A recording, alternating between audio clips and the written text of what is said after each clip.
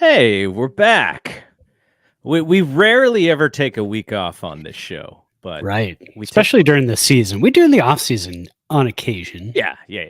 But because you can with Farhan's off season, you can take some time off. But the main reason is because we were during the All-Star break for the tail end of the weekend, and then you were in where'd you go? Tahoe? Yeah, we were in Tahoe this time. So San Francisco for a week and then home for a week and then Tahoe for a week. And now summer vacations are over, man. I've got I know. one more coming up. I've got a concert in Wheatland, California coming up in like 3 weeks. Yeah. Where is Wheatland? So Wheatland is north of Marysville and south of Yuba City, I believe.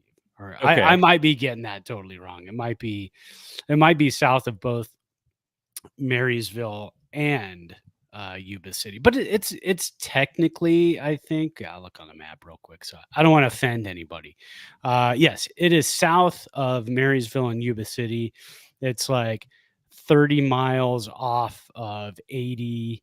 When you're in Rockland, you go off of 80 and go north for about 20-30 minutes, and then you're in Wheatland. There's a Hard Rock Cafe in Wheatland. And we've gone there for a concert before. They have a lot of big acts at that place, but I'm a dummy and I picked a concert outdoors near Rockland in August. So it might be a touch warm, but yeah, it'll be fun. Yeah, so we may have a week off here or there during the off season, like you said, but during the season we're generally here as much as possible, and sometimes when we were doing the Bleacher Report stuff, even more than once a week. This last week, I think, was a good week to take off because of the All-Star break, and then they come out of the gate and they do not play well against the Dodgers, and as we were kind of dealing with that Dodgers series, we were wondering, and I think this is a question that everyone else is wondering, are the Giants buying or selling, or are they kind of staying pat because they did spend some money in the offseason?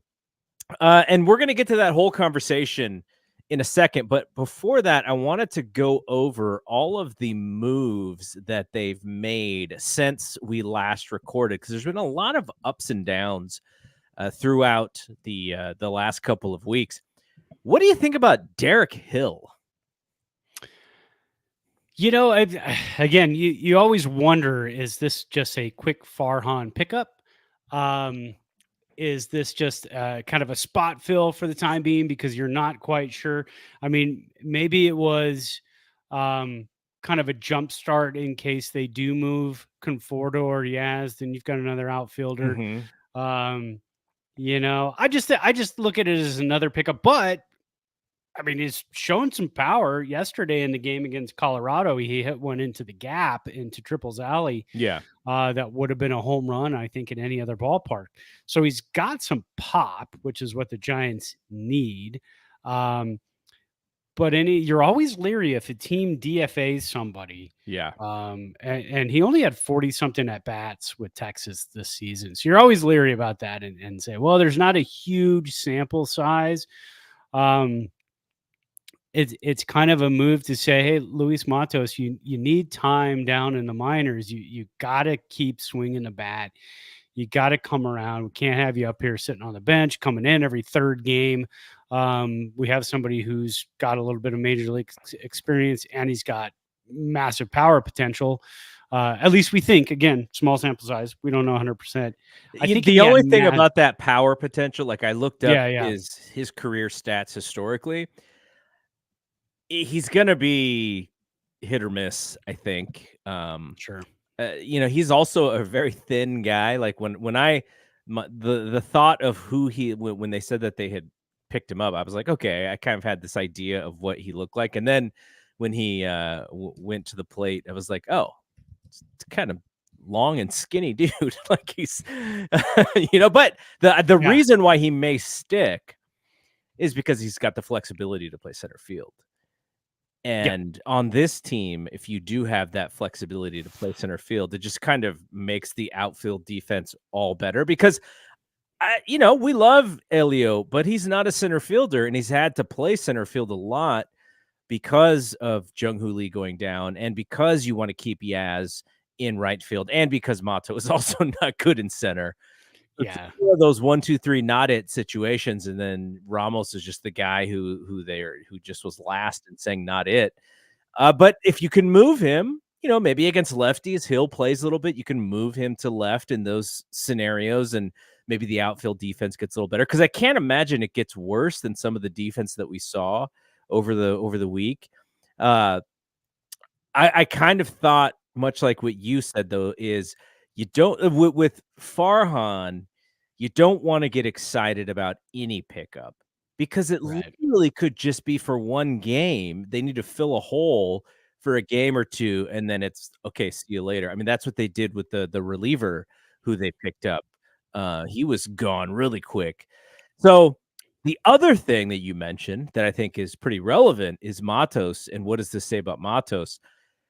I did an exercise where I was like, I wonder where Grant McCray is right now. Now, Grant McCray is not on the 40-man, so if they decided that he was ready to come up, they'd have to figure out a spot for him. And I looked at his numbers, and I'm like, okay, he started off pretty well, but he's kind of settled into, average numbers in AAA, which is not great because you're supposed to be able to hit the ball a lot better in AAA. And I was looking at the rest of the outfielders, and then I looked at their ages. We have seen a good amount of Matos these last 2 years. This guy is still not even 23 years old yet. He's still so young. And you look at compared to all of those other outfielders in AAA, he's clearly by far the youngest dude. Because, my thought was like, man, you just wish Matos would figure it out. And is he going to be a good player? And then, you kind of jump. And I go, wait a second. This guy's so young. He's born in like 2002, so I had to stop myself from being frustrated with him too much. It's like, oh, okay. He's still way too young for us to kind of get so frustrated with him. And the other thing about that is the Giants were rewarded with patience with Ramos, and maybe they were too patient with him. I think Zadie has gone on the record as saying, like, yeah, he probably should have played more last year. And that is on the front office and the staff and how the baseball ops team works together. So the other players that kind of were up and down, looks like Keaton Wynn got moved to the 60-day. He had some nerve thing done, which doesn't sound great. No, he said he did say it was minor compared to what it could have been. And that he will be 100% ready for spring training. So at least there's that coming out of it. And then we had Wilmer and Tyro back on the DL, back on the 10-day. So they're just banged up this year. Tyro just not having a good follow-up season to last year. Yeah. And what's weird? Wisely is not tearing the cover off the ball anymore, but we really haven't missed Tyro that much either, which is kind of an interesting thing to think about this upcoming off season. The Giants brought up Casey Schmidt, and I saw he hit his home run that he usually hits when he comes up, and I still just wonder why anybody throws this guy a fastball near the plate ever. Yeah. He should be getting pitched like Soler, which is just slider away, slider away, slider away. Oh yeah. Slider away. I mean, that's how you pitch him. Yeah, he's Nick Ahmed in hiding, right? I mean, fantastic defense, can hit a fastball.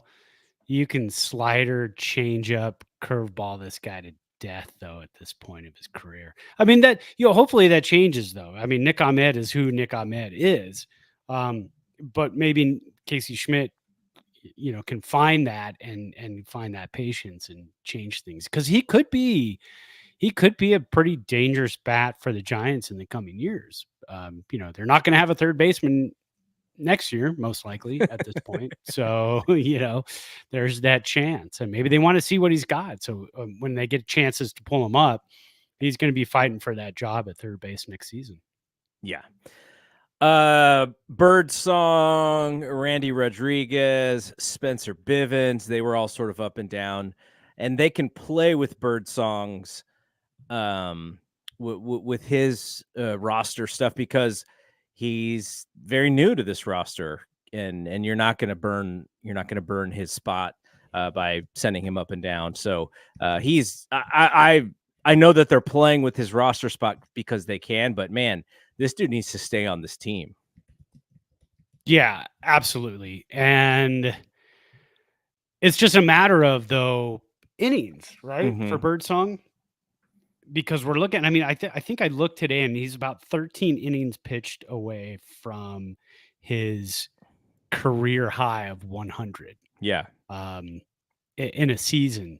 I think he patched together when he came out of college. I think he patched together, something closer to 100. But again, that was also big spans of space because you got fall league, you've got everything else.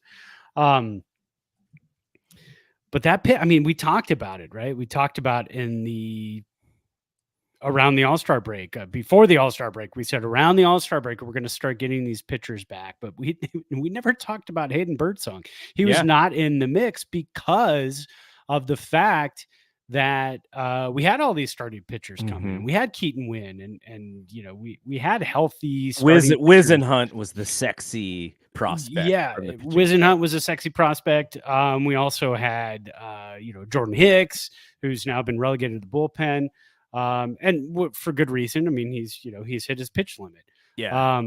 As a starter, he's building up, and the Giants signed him to a fairly decent deal. So they want to make sure that next season he can expand on that and also be in the starter talk. Because when he's on, I thought they gave him 2 or 3 starts too many, though. It was pretty clear by the All-Star break that this dude was out of gas, and I think they should have made that change coming before even the break. Because the guy is, I don't know how hard that transition is, but we don't often see it. We don't often see the guy who comes out and is looking like a closer, and then they turn him back into a starter. Like that seems to be a much harder transition than going the other way around. But I did. I just thought he was pitching terribly near the end of the All-Star break. And so then they gave him a couple other shots. I was like, oh my gosh, this is just really bad. But now, like you said, they have relegated him to the bullpen, which means they're going for, well, I mean, we'll see what happens with Harrison because he's going to have the same issue. And you mentioned Birdsong. He's going to have the same issue. We don't know when. And then it is really about Alex Cobb, who is on the rehab start trail. And I guess he's got a blister, which is maybe why he's not up yet. But he's got to dealing with the blister. Like, talk about all of these little small things that he's had to deal with that just have to be maddening and frustrating for him coming off of the All-Star year that he had last year. And we haven't even seen him. So if you are going to, Giants are 3.5 games out of the wild card. And let's say they can get within 2 games and you have a starting rotation of Logan Webb, who right now is like the worst starter that they have. He's struggling so much. Logan Webb, Blake Snell, Robbie Ray, Alex Cobb, and then Birdsong or Harrison. That's pretty exciting, but also a giant question mark because there's like Blake Snell's given us some like really great starts, but in the back of my mind, I'm like, okay, and then when is his like groin going to give away again? And Robbie Ray's like throwing 97, just so fired up, pants as tight as humanly possible. And then in the back of my mind, I'm like, oh man, is his elbow okay? Like, there's so many worries about these guys. And then Harrison and the pitch limit, like you said, and then Cobb, he's hasn't even pitched at all. So as exciting it is to see what this rotation can be like, there's still question marks that I'm going to have pretty much for the rest of the season. And then I guess the question is, Are there any more transactions that I want to talk about for this? I guess Ethan Small, who we haven't talked about since spring training, also on the rehab trail. So I guess that's where we get to is, are they going to have that opportunity to throw those 5 or 6 starters at the rest of the world in the last, 40% of this season? Or is Blake Snell going to be dealt? He's, for whatever reason, he's like leading all of the blogs about who's available. Yeah.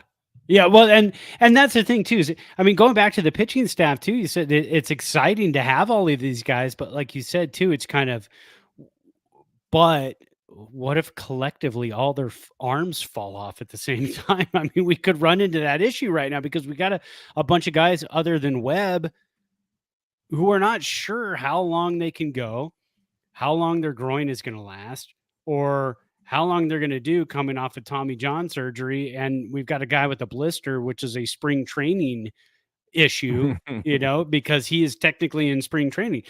So I guess the question is, how does Farhan see it? Mm-hmm. Does Farhan see that and look at it that way? Or does he look at it as, this is the starting rotation that I had built to gel and come together in August. So I want to see it. But then by the time you see it, it's now too late. I mean, we thought we were going to see Cobb, right? We thought he was going to miss one start at the beginning of the season. That was the word coming out of spring training. And then we see Robbie Ray comes back around when we thought, right after the All-Star break. That was talked about this entire time, but then Keaton Wynn, I mean, he was doing well, but then he kind of fell apart there for a little bit and then had some arm issues now. Jordan Hicks, we knew was going to be kind of on a pitch limit, or an innings limit. We knew Kyle Harrison was going to be on an innings limit. So do you kind of look at Kyle Harrison and Hayden Birdsong as kind of the same person at this point, try to kind of trade off one for the other, but they're both in the rotation as of this point.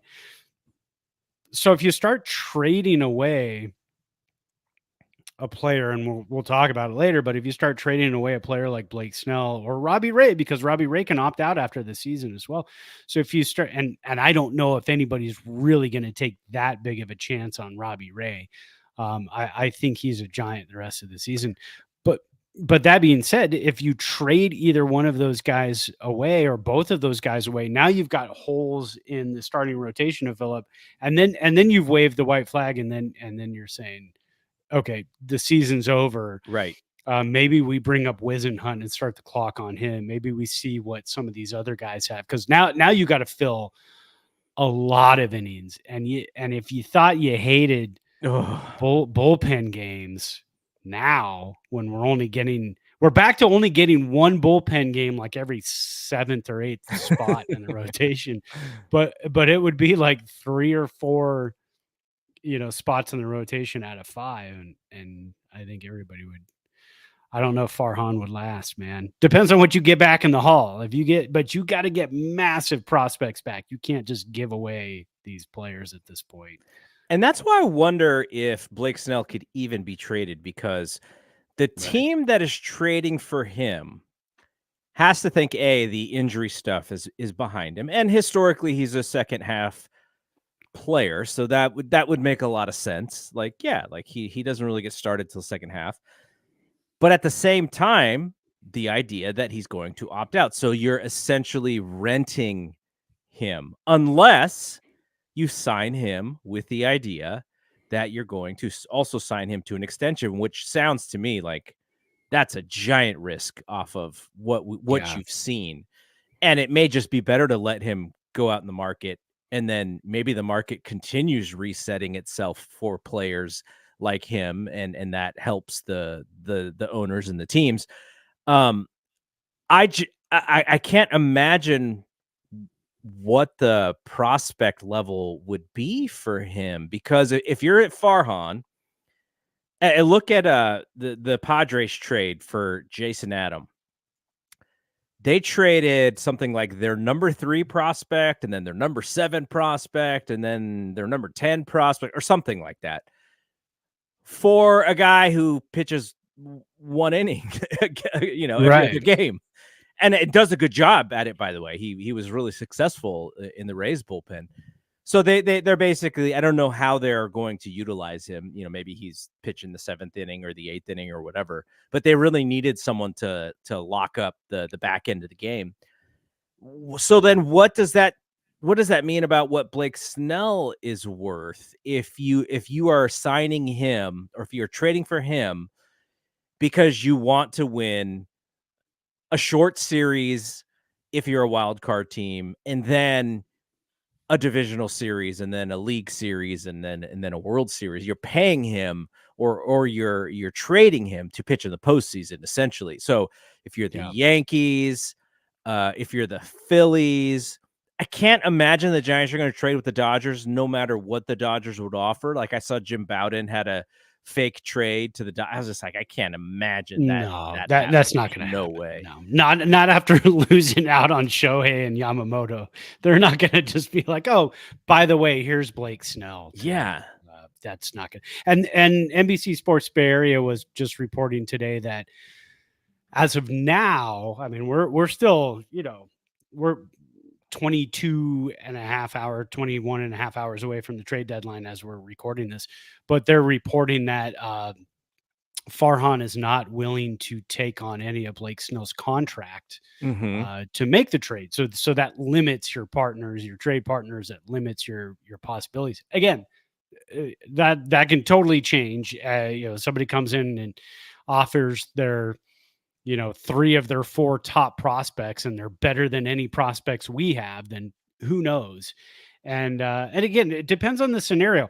I'm fine, and we'll talk about it later too. I'm fine either way, and I'll get into more detail, but I want to see what you get in return. I don't want to ditch just to ditch because, we've even talked about it and we've seen it all over the place. It's hard to bring that money down to get underneath the luxury tax. And that was Bags had a article on that the other day, and the way that I read his article was that it's almost impossible for the Giants to get under the luxury tax. So if the reason to sell off players was to get in the luxury tax, it's almost impossible to do so. So that's not really on the table for them. Right, exactly. And that's totally fine. The Giants went all in on this season. Luxury tax be damned.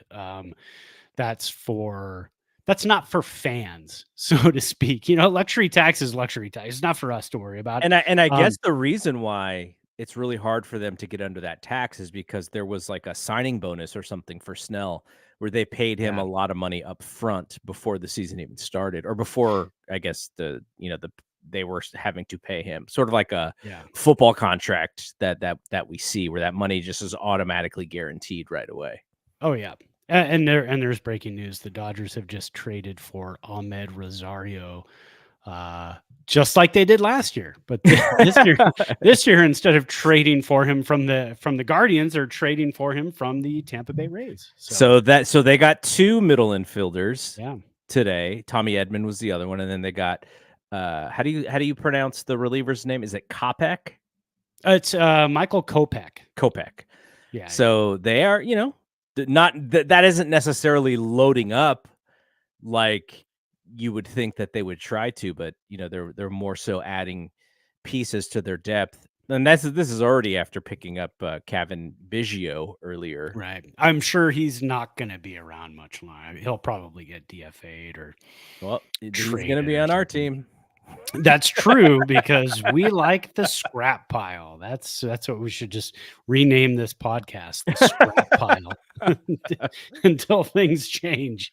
All right, so we're making you Farhan right now. Okay. All right. And look, you don't have to give a whole strategy, but if I said, okay, do you go all in, meaning you are trading a prospect or 2 for something, or are you selling, which is Blake Snell is on the table, Michael Conforto, Baby Yaz on the table, or you just think that your team is finally ready. Your team is almost completely healthy.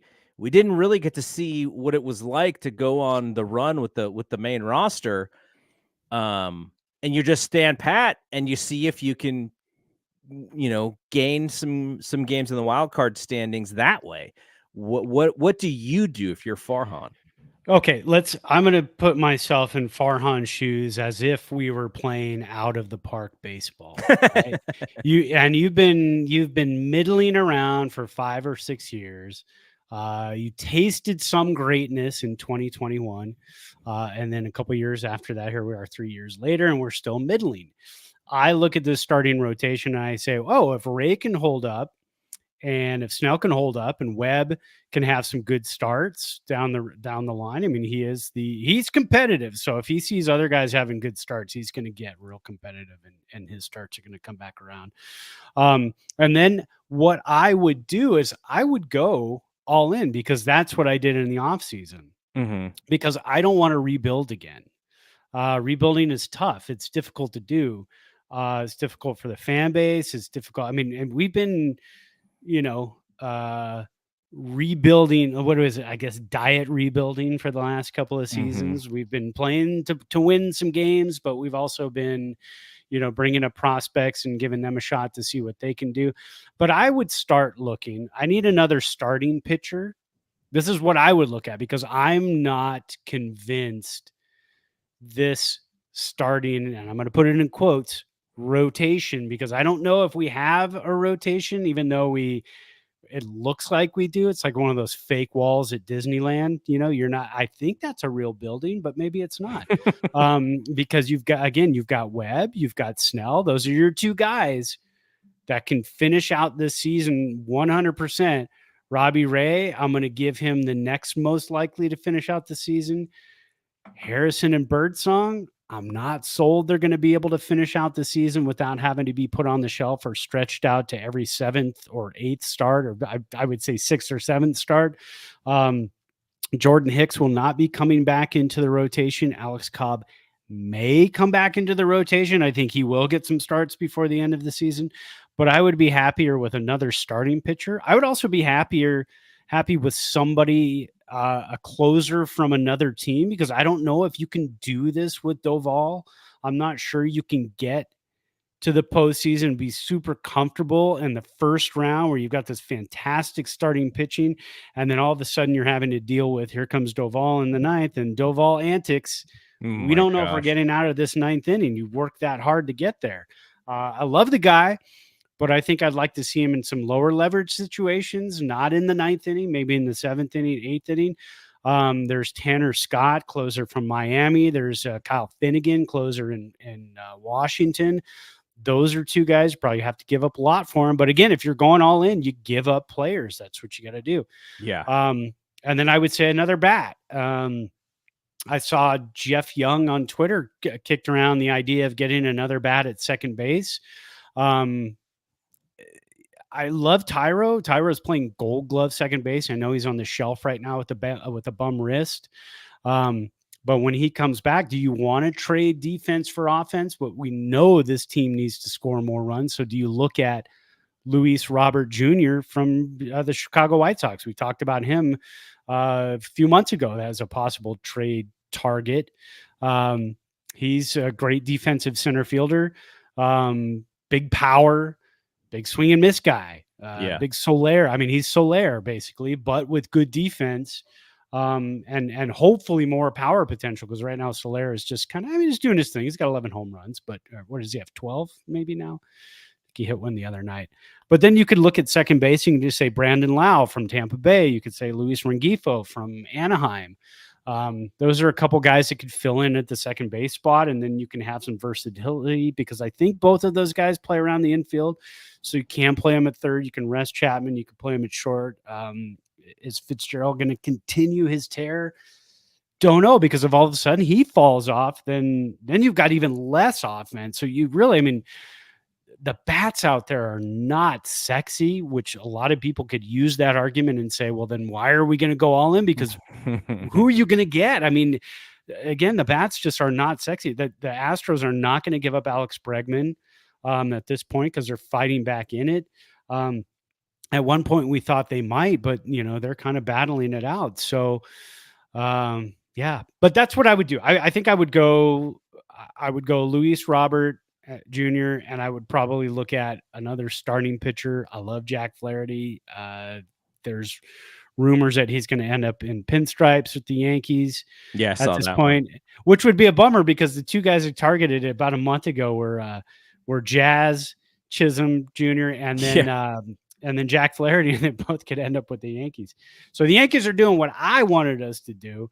But either way, I think that's what I do. I think I would go all in because this fan base has fought hard. And then if you go all in and don't get there, you're at least showing the rest of the league. You're at least showing the fan base and the players on the team. You come here and we go all in the offseason, in the offseason. We're also going to go in during the season if you guys are close. If you guys are fighting, we're going to try to get you the pieces that you need to get over the hump. Do you think in the back of Farhan's mind, he's like, okay, is there a way we can recapture some of the value lost in losing the draft picks for those guys by trades, and meaning prospects, right? Meaning, that's got to be in the back of his mind. Sure. But at the same time, I'm with you in that I think if you sell at this point, even a fake buy, like buying could even be fake by basically what I'm saying, which is stand pat, because the fan base, if you sell, the fan base is going to be like, you're a fraud. Like you sold us on this idea of, maybe we can't get the two best players in free agency, but we're going to get, the next best folks, or we're going to get, somebody, maybe we're going to get more players to try and make up the fact that we didn't get Shohei and Yamamoto. By the way, the Yamamoto thing is not looking terrible for us. I'm sure he'll be good at some point, but man, that dude's poor arm. Yeah. They're just kind of hoping that he's going to be back before the end of the season. And I think the fan base bought it. Like they're like, okay, Jung-Hoo Lee, we can finally root for somebody for a few years here, alongside with Patrick Bailey and Logan Webb. And then when you get Chapman, and then when you get Snell, these fans are really smart. They know that these guys are more than likely to be one and dones.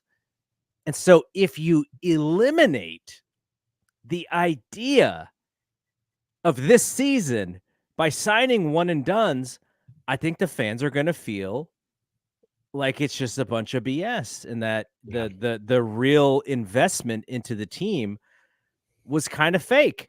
But I don't know if that is at the same. While I say that, fan perception is a big part of it, especially in this market.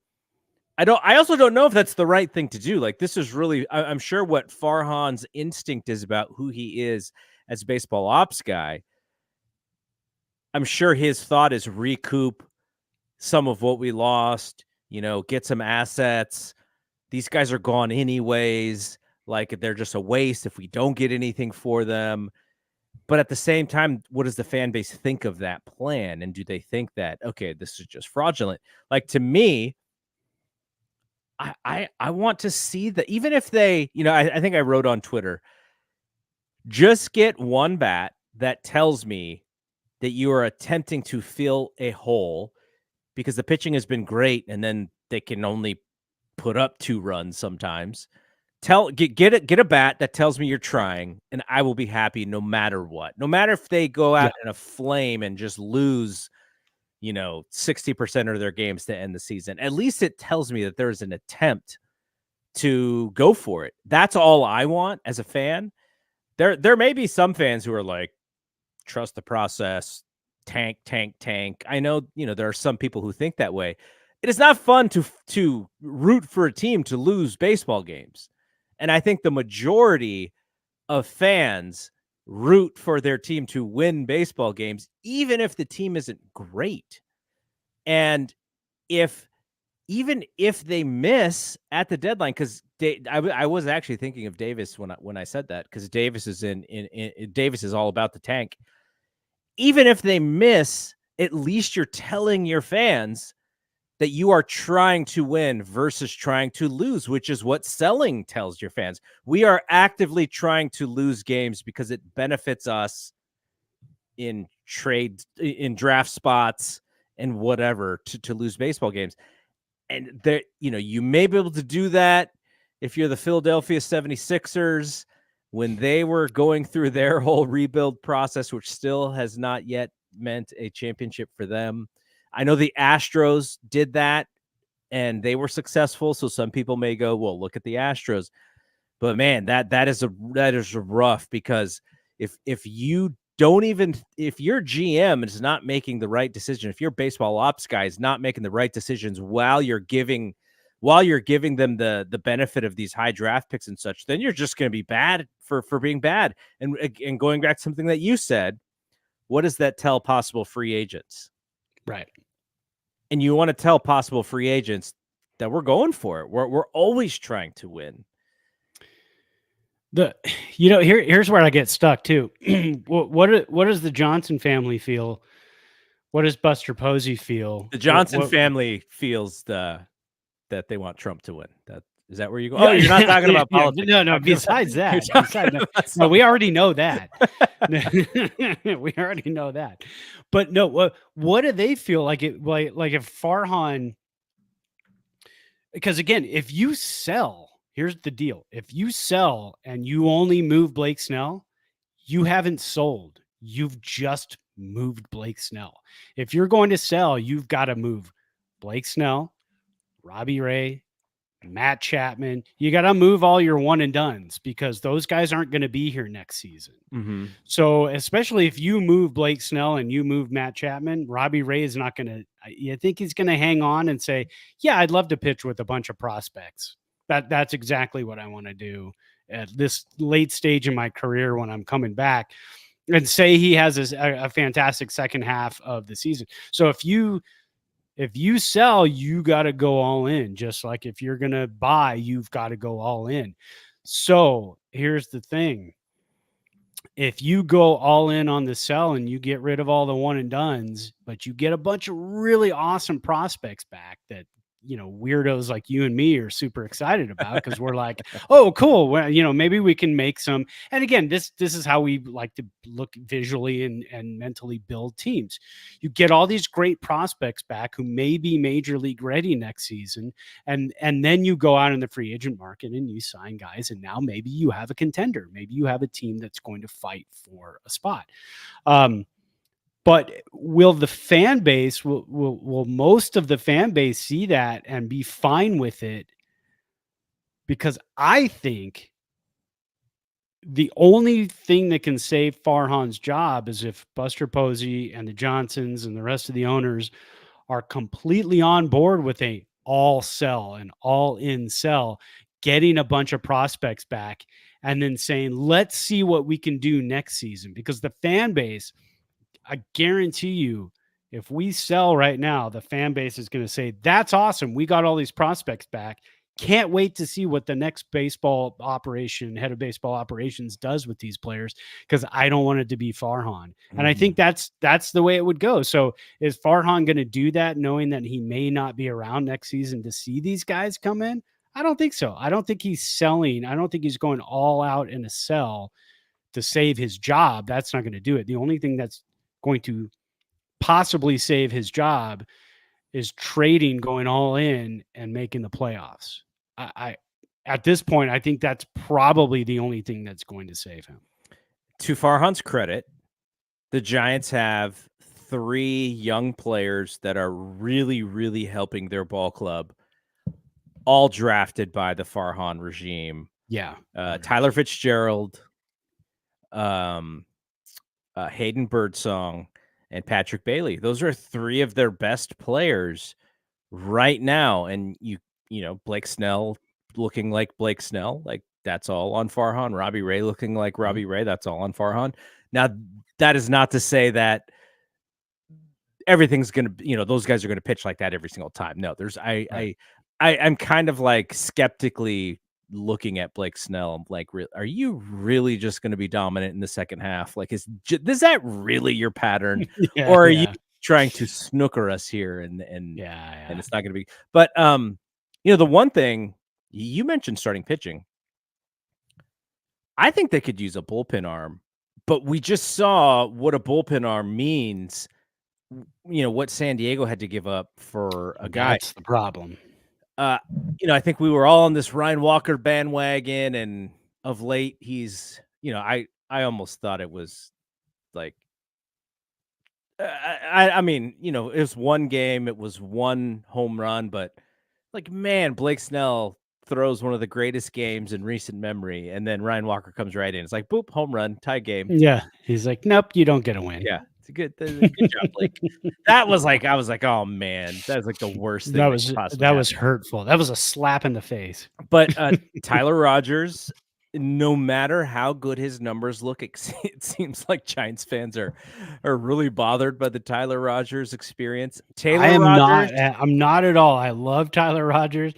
He makes major league hitters look like fools, and I love it. I mean, fastball hitters, he makes them look like just complete fools, and it's the greatest thing. You know what I think it is? I think some of it is his face, his body language, like nothing changes for him, whether he's pitching good or not. So like sometimes fans are like, he should be so mad at himself for giving up that home run. And Tyler Rogers is like, the angle of that pitch and the, all of the analytics that he knows about why he's successful. He's like, that's just what happens. Taylor Rogers isn't really getting a chance to pitch in any sort of pressure innings. So I would like to see, maybe go after a bullpen arm even more than a starting arm, just because if you go, and this is all based on if Cobb can come back, but maybe it is like a Harrison and Birdsong every other game in that fifth slot. I don't know if that works. I don't know if teams can actually do that. I don't know if that would be good for them, but you look at it like that and you're like, oh, that's kind of interesting. And I don't know. I kind of like Spencer Bivens pitching some important innings, though he got himself into trouble in the eighth yesterday a little bit, but he got out of it. There's something about the way that he attacks hitters that is pretty fun to watch. I don't know, man, but I would love, and maybe it is just the Duvall thing for me. I just don't trust him at all this year. I don't. And his body language is bad too. Like he's just like, he doesn't make the fan base feel at ease when he comes into close games. And sometimes he just goes out on 1-2-3, 2 strikeouts. But in other games like yesterday, it's like just laboring. It's like, dude, just throw a strike. What are you doing? Well, and the frustrating thing too is he leads the team in strikeouts per 9.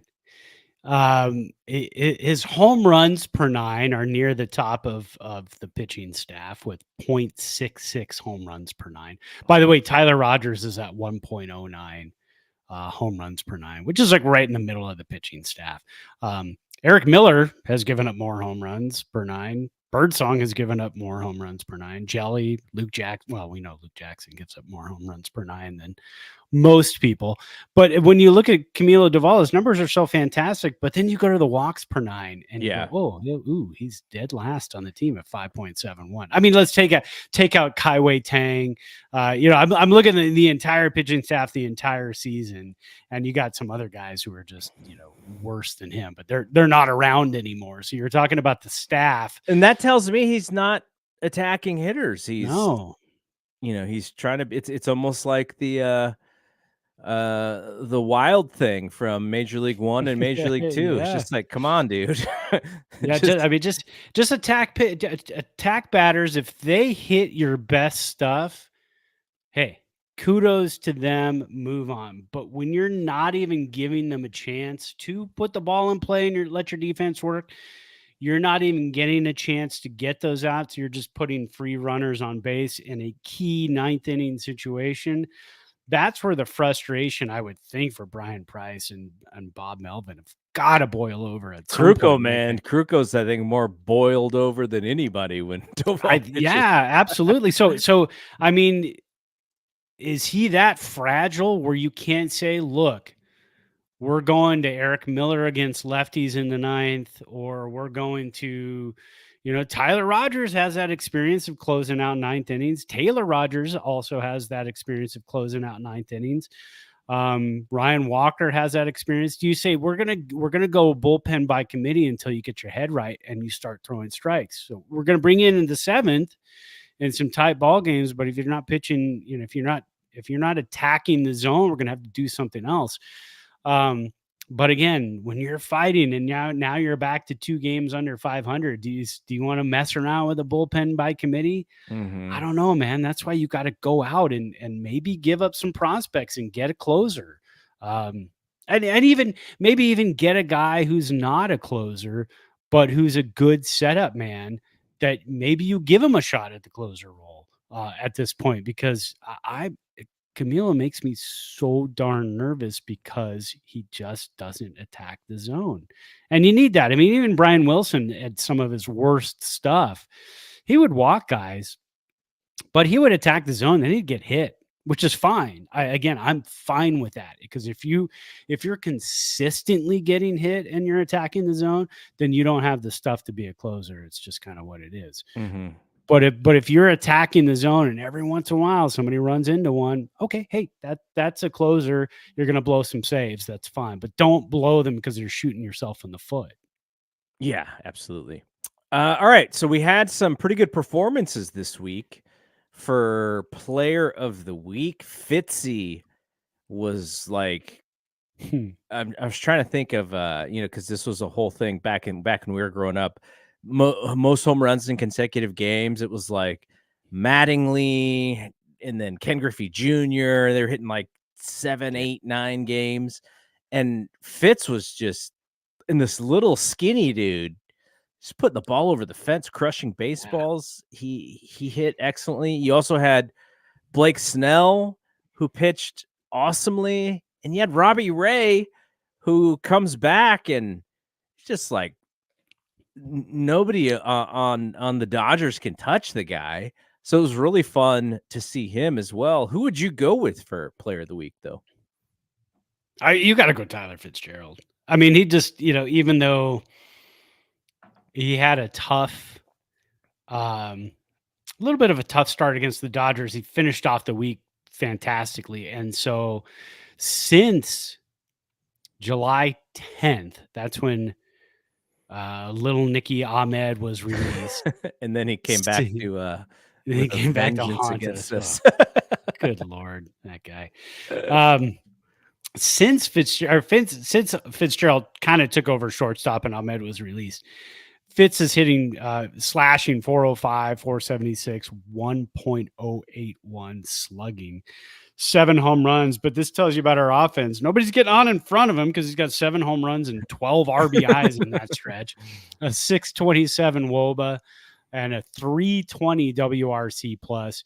And his hard hit percentage, he's second on the team since then behind Jorge Soler. I mean, because, when you think of guys who put the ball in play with high hard hit percentages, you think of Jorge Soler and Tyler Fitzgerald, right? Yeah, exactly. That's the combo. All right. So what are we looking at for this week? So Giants on the week, coming out of the break, a little bit disappointing in losing 2 to the Rockies before winning 1 in Colorado. Then they lose 3 out of 4 in LA. Like, they just can't hit for to save their lives. They can't score any runs. And then they sweep the Rockies 4 games in a row over this past weekend. So they kind of saved what was some disappointment. And now they have the A's at home for 2. And then they go on the road, Reds for the weekend. And the Reds are, interestingly enough, very similar to them. The Giants have 3 more wins than the Reds do, but they have the same amount of losses. So kind of the team that, you know, if all was even, they probably win 2 out of 3, but the Giants really need to take 2 out of 3 because they can't afford to lose. You know, it's kind of one of those series where one team is going to need to, you know, you kind of tell who's really moving up by how you handle that series. And the A's as well. The A's are, you know, they're kind of a doormat, though you wouldn't call them as disappointing as some of these other teams who have giant payrolls, like the Blue Jays. Though the Blue Jays are playing in a much tougher division. But compare their payroll versus the A's payroll. The A's have 5 wins less. Are the Chicago White Sox going to like break some kind of record for least wins in a season? They're 27 and 81. Well, and they're also not scoring runs. That's the whole thing too. So it's pretty insane. So that's the whole thing about, you know, trading away their players. I'd love to look at I'm going to go look at their attendance. It's a fun ballpark. It's a good baseball city, but they've lost 10 in a row and they're 10 and 44 on the road. Jeez. And we get them in what, 2 weeks? Oh, do we get them? Yeah. Do they come here? The White Sox? Yeah. Yeah, we get them. Oh, it's a couple of weeks. So we go to Cincy, little road trip there, Cincy and Washington. So hot, humid in Cincy and Washington. So you're going to get hopefully some offense. Then we come home for a stretch, go to Oakland, you know, across the bridge. And then we come back home for the White Sox. So that'll be 19th, later in August. 1st of August there. Wow. And one of the games is sold out already. Oh, no, just the special event is sold out. I apologize. That's an interesting one. Filipino Heritage Night jersey. But the Harry Potter night is not sold out. The Monday night game against the White Sox. So there you go.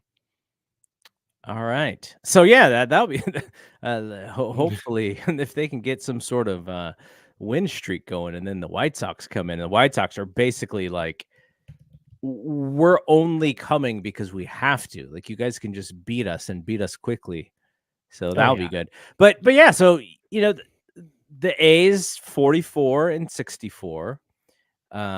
They are not a good team, but they're like surprisingly not a terrible team like I expected them. And they're kind of playing good baseball right now, which is interesting. I don't know why. I'm sure their ownership is like, what are you guys doing? Like, why are you guys winning games? We're trying to lose. We want to go to Sacramento. So that'll be, it's an, you know, I think this is going to be every week, right? Is you're kind of checking the pulse and seeing what they bring to the table in important games. But I will also say, like I've said, every week of this podcast, they are average until they prove us otherwise. And there's still 2 games under 500. Sure. So they have a couple of games to make up to even get to average. And then we'll see where they go from there. But Tyler Fitzgerald, player of the week. Great week to watch him. He was on fire in a weird way too, because I did not expect any of this based on how he was playing. Not at all. And I can't tell you how many times I try not to get into conversations on Twitter if I can help it. But how many times I saw, you know, comments over the last couple of days saying, you know, Nick Ahmed blocked us having this Tyler Fitzgerald all season long. Number one, the guy that made it so that nobody else played shortstop except Nick Ahmed was, you know, iron skillet gloved Marco Luciano. And I mean, if he could play defense, he would have been the Giant shortstop from the beginning, pretty much all the way through to this point. They would have gone with the growing pains and been fine with it. Problem is, you couldn't play defense, so you had Nick Ahmed, who won the job out of spring training, and then you still gave Marco some chances, and he couldn't quite do it. So you went back to Nick Ahmed. What eventually kind of moved over to Tyler Fitzgerald was the fact that Nick Ahmed was just not hitting. And again, I don't know if this is the real Nick or the real Tyler Fitzgerald at this point. I guess we'll see, but such a small sample size. I can't imagine he's going to What's continue funny this, but is that Ahmed, what really pushed Ahmed out was the fact that Brett Wisely started to play really well. yeah, And now it's Nick true. Ahmed. I mean, now it's Tyler Fitzgerald and not even Brett Wisely. But I still think that second base is probably a better position for him. He's playing shortstop because they don't really have anybody else to play shortstop right now. Same with Wisely, right? They're both probably better second basemen just with their skill set and their arm and their range. And they're playing shortstop just because they can averagely. Right. But I don't think that that's where he ends up. And this is why I'm kind of interested in what happens with Tyro, because Tyro as your second baseman, he does, if he is your second baseman of the future and that's who they go to war with, then Fitzgerald and Wisely kind of play this utility role, because I don't imagine that the Giants head into next season and Bob Melvin's like, yep, that's my shorts. Like he is too old school to play offense that much over defense in the shortstop role. And I think, and with today's baseball, you do want the flexibility because Tyler Fitzgerald can play outfield. And so you keep that kind of player, and maybe they teach him how to steal some bases because he's so dang fast. Well, that's the whole thing is, I mean, he's versatile. He's a shortstop. He could play second. Could probably play third if you needed him to. He could play the outfield. He can pinch run. That's a valuable, very valuable player to have. But an everyday starter, I don't know. I mean, possibly not. And like you were saying too, I mean, when did defense being the number one priority for a shortstop disappear? I mean, I get, home runs are sexy and scoring lots of runs, but also, I mean, for me, I like saving runs. I like especially with this pitching staff. Yeah, with this pitching staff, when you've got a Gold Glove caliber second baseman in Tyro, and then you had Nick Ahmed at short, and then you had Chapman at third. Yeah, I get it. You got to score some runs, but you also got to save some runs, and that's why the Giants are close to 500. Without that defense in quite a few of these games, I mean, you'd have to put up with the growing pains of Wisely and Schmidt and Luciano. That would be your third, second, and short, and then you'd have to deal with the growing pains of the defense over, well, now they're also not hitting because they're still learning at the major league level. So I was fine with the defense, and not scoring as many runs, but I mean, at some point, and again, do you then turn around and put that on, well, that's, Jung-Hoo Lee's got to set the table, score some runs. Wilmer Flores had to be Wilmer Flores, who he hadn't been all season long. And then also Soler's not hitting. Patrick Bailey up and down, up and down, up and down in terms of his streakiness. So there's a lot that kind of goes into the not scoring runs. I wouldn't put it all on, shortstop or second base at this point. I think it's just across the board all season long. It's been streakiness. All right, let's end with this, because I was kind of thinking about this as we were having this conversation, because I was looking at guys who the Giants could possibly trade for. Are we at the point where maybe Lamont Wade and the things that he does tremendously well, like he's still got a 424 on base. Yeah. He's hitting 295. But he just cannot stay healthy, and he doesn't hit for any power whatsoever. Are we at a place where maybe Lamont Wade is less of a, plug him in when he's healthy kind of guy, and you kind of have to move away from it because the inflexibility of guys like him and Wilmer, I'm sure they make it really hard on the roster. Now Wilmer can play third, sure, but he's a first base DH. No, I don't want to see him at third. Yeah, he's a first base DH. Yeah. At this point, Lamont Wade, he could probably play some right field if you wanted to, Mhm. but you don't need him because you have Yastrzemski. Right. And so he's a first baseman DH. And I do wonder if those guys, I think Wilmer, the Giants sign Wilmer to a 2 or 3 year deal. This is the last year of his 2-year, I Okay, believe it so was. he's Yeah. more than likely not coming back. Right. I think the Giants still have some years on Wade, don't they? They do. I believe he's not even through arbitration years yet at this point. I'm going to look those up as you're talking, but So maybe you can have one of those guys on the roster. Maybe Wade is enough upside to where if he can really get healthy, then you're okay with it. But I just don't think you can go into next season having such inflexibility on your roster because you already have Soler as a guy who is not playing the field. And I think that, as the team, Farhan keeps talking about, oh, we need to get more speed and we're going to have more speed. And they didn't. I think what handicaps them a little bit there is having just first base DH guys. And I think they need to get away from that a little bit unless those first base DH guys, and the reason why I was looking at this is because I was looking at Diaz from Tampa Bay, Yandy Diaz. And it's like, do we need another one of those guys? And it's like, probably not. And his numbers aren't fantastic either. He's a decent hitter this year with a little bit of pop. But I think about it and I go, okay, if he was, a little bit better of a power guy, would you go for it? Because then you would need to do something with Wade and Wilmer.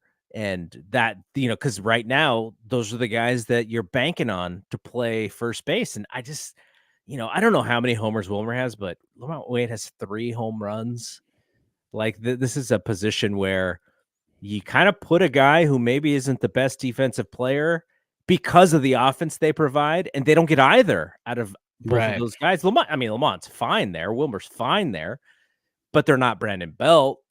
They're not Will Clark at first base, and they also don't hit like either of those guys. So you're just kind of like, it's just a hole for them, I think. But I know there are some people who are going to say, look at Wade's numbers. Like, yeah, the guy's 190 at bats. Like, he can't stay on the field, which is the problem. If he could stay on the field, then I think you're talking about a different guy. But that's part of what the Lamont Wade is the injuries come with it.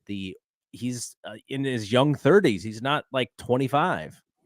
Yeah, so he's got one more year of arbitration next season. Then he's a unrestricted free agent in 2026. What are the Giants on the hook for him next year? Nothing yet because of arbitration, but this year only 3.5. So okay, so whatever it goes up to, 4.5, maybe. Still fine, but oh yeah, and then Wilmer Flores is he has a player option for next season for 3.5 mil if he wanted to stay. He's making 6.5 this year, and then player option for 3.5 next. That's year. An interesting decision for him. It will be, and it's a matter of what does the rest of the roster look like. I mean, is he going to get that somewhere else? I mean, Brandon Belt didn't get anything this year. So you're just talking about just look at JD Davis, right? Like we thought JD Davis was going to be able to latch on somewhere, and he just had to jump around a few different times. Yeah, so I think if his agent is smart, he'll say, "Look, buddy, here's some examples of what happened last season. Can't guarantee that's going to happen this season, but here's some examples." And I would think at this point he does, and he's good enough. I mean, he's good against left-handers, but this season just ain't it. So maybe in the offseason something changes. But it's just when you have slow guys who can only play one position, it just hurts the flexibility of the roster. And they have to actually do something. Like last year's Wilmer, you deal with it because he was raking left-handed pitching and he was getting clutch hits, and he was adding more than what you expected out of him, and that is just he's actually adding way less this year. So Oh, totally. He's completely dropped off. And like with Lamont Wade Jr., like I said, if he could stay on the field and be healthy, that's great. You can also hide him in that lineup. Not even hide him. I mean, he's a top end of the lineup hitter where he can get on base and he could be a body on base for the big guys who come up and hit home runs, doubles, triples. But I mean, when the rest of the team is just floundering away, then it's there. Yeah. And you're not getting on base and you're not on the field, then it's just a bad recipe. the Soler leadoff thing is so hilarious to me. Oh yeah. So with all of that being said, did I just completely contradict myself and you got to go all in and and you got to buy. I mean, did I just completely blow that out of the water talking about how horrendous this lineup is in certain spots? Yeah, it's hard, right? The way that they put the Yeah. roster together makes it a little hard, which that's Farhan's doing, and I'm sure he's got some ideas on how to figure things out, but that's why he's got a hard job. All right. So we'll be back next week. If anything happens on the trade deadline, I will see if I can get something up. I know you're pretty busy for the rest of this week, but we'll see if we can get some audio up if they do make some sort of deal, which I'm hopeful, but I'm also hopeful that staying pat might also just be a buy in this sense, because you are going to hopefully going to get Cobb back. So, all right, but we'll be back next week for sure. And maybe if something happens, we'll be back tomorrow. At least I will be back. So, all right, for Brad, I am Double G. We will see you when we see you. Peace out. Peace.